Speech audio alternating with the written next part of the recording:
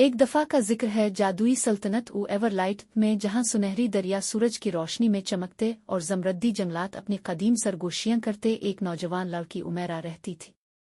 वो एक आम लड़की नहीं थी, इसके हाथ पर एक गैर मामूली निशान था जो एक अनका फीनिक्स के मुशाबे था। गांव के लोग सरगोशियों में कहते थे कि वो अजीम कारनामे के लिए पैदा हुई है। सफ़र का आगाज़ एक खूबसूरत सुबह जब उमेरा दरिया किनारे चल रही थी, इसने एक चमकदार जमरद्दी पर देखा जो कंकरियों में पड़ा था। वो पर जादू से भरा हुआ महसूस होता था और उसको हाथ में लेते ही एक शोले जैसी पुरनूर मखलूक, जिसकी आंखें पिघले सोने की तरह थीं, हुआ में नमूदार हुई।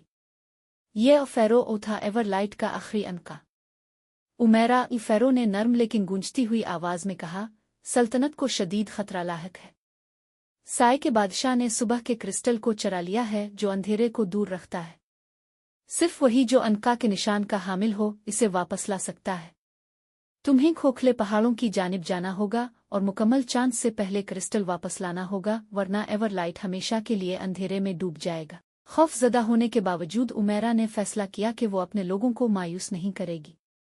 वो फ़ैरो पर सवार हुई और उन्होंने दरियाओं, जंगलात और पहाड़ों को उबूर किया, साय के बादशाह के इलाके की तरफ बढ़ते हुए। जादुई जंगल।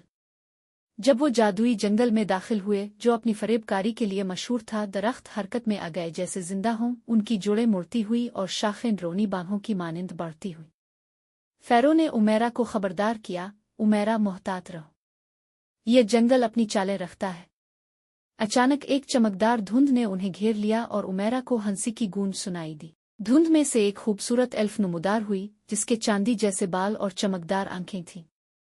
इसका नाम लीरा था। मैं तुम्हें रहनुमाई कर सकती हूँ, लीरा ने मुस्कुरा कर कहा, लेकिन हर कदम के बदले तुम्हें एक चैलेंज का सामना करना होगा। क्या तुम तैयार हो? उमेरा ने इस बात में सर हिलाया। कई घंटों तक वो जहानत और हिम्मत के इम्तिहानात में मसरूफ रही। एक मौके पर उमेरा ने एक बड़े पथरीले चेहरे वाले देव का सामना किया जो सिर्फ अंधेरे में हरकत करता था। इसने फ़ैरो के दिए गए रोशनी के टुकड़े को इस्तेमाल करके इस देव को पार किया। जादुई झील।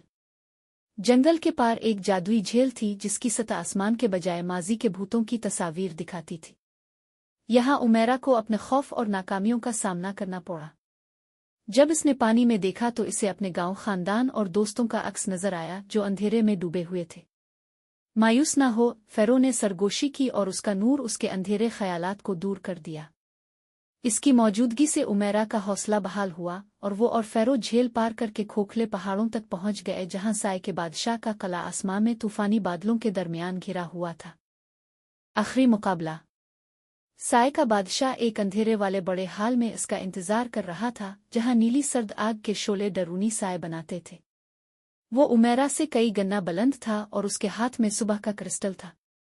इसने तमस्खुराना लहजे में कहा, तो अनका ने एक लड़की को भेज दिया मुझे शिकस्त देने के लिए। फ़ैरो उसके साथ था और उमेरा ने जादुई प्रों को बुलंद किया, जिससे एक तेज रोशनी निकली और उसके इर्द गिर्द के साय को मिटा दिया। साय का बादशाह चीखा और उसके हाथ से क्रिस्टल छूट गया। उमेरा ने मौका गनीमत जाना और तेजी से क्रिस्टल पकड़ लिया। फ़ैरो के शोलों ने साय के बादशाह को अपने ही अंधेरे में लपेट लिया और वो एक आखिरी गरजदार चीख के साथ खत्म हो गया। एवरलाइट की तरफ वापसी। सुबह का क्रिस्टल बहाल होने के बाद उमेरा और फ़ैरो एवरलाइट वापस आए। जब इसने किले में क्रिस्टल को इसकी जगह पर रखा तो एक गर्म रोशनी और खुशबू पूरी सल्तनत में फैल गई। दरिया चमक उठे, जंगलात गाने लगे और सुबह पहले से ज्यादा रोशन हो गई। उमेरा ने अपने गांव में एक हीरो की तरह वापसी की। इसकी कहानी नस्लों तक सुनाई जाने लगी और अगरचे वो इज्जत और मोहब्बत से नवाजा गया, उमेरा वैसी ही आजिज लड़की रही जो फ़ैरो का प्रों को अपने सफ़र और उसके अंदर बसने वाले हौसले की याद के तौर पर संभाले रखी।